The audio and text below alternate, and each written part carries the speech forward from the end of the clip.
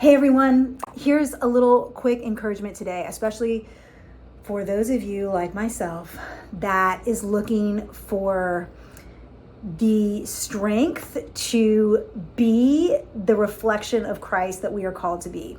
In other words, are you struggling to have patience? Are you struggling to have kindness? What about humility, gentleness, compassion? These are things that Paul specifically mentions in Colossians 3, chapter 12. He tells us to put on these virtues. And if you're like me, I love the virtues. I love the idea of compassion. I love the idea of humility. I love the idea of forgiveness, which comes just a verse or two after. Until I have to be those things to people who are difficult.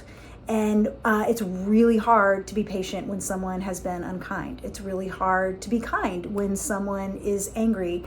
It's really hard to forgive when someone has hurt us or wounded us.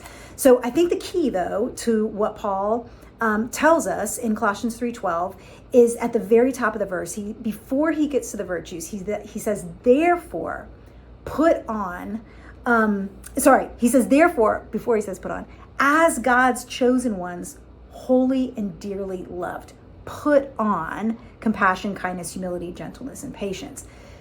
Therefore, as God's chosen ones, holy and dearly loved. To be chosen means that before the foundations of the world, before you were even knit together in your mother's womb, that God chose you to be in Christ. That is an amazing theological truth that is even beyond my understanding, but he knew you before you even were. Also, to be holy is at least in part to be set apart for God's use. So the Lord has set you apart to be different, to respond differently from the way that others might respond because of the love of Jesus, because this is the reflection, or these are the characteristics of Jesus Christ. And because you are set apart as holy, you are able to live this life. And then he says, not only have you been chosen, made holy, but you are dearly loved. One of the versions says beloved or beloved. And so I want that to sink in today for you, that you are so loved and cherished. And as a result, you get to put on these virtues. We get to walk in these things even when life is hard, even when life is confusing, even when people wound us, even when we're in a bad mood or we're hangry.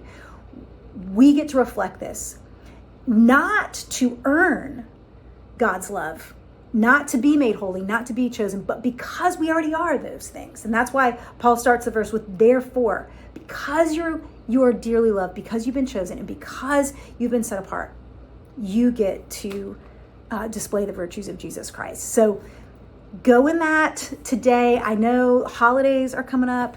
Sometimes the holidays are the hardest time to reflect the love of Christ, even though that probably should be the time that we really can get in there. But let's just take time with the Lord. Let's reflect on who we are in him so that we can let the love of Christ shine through us. All right, I'll see you guys soon.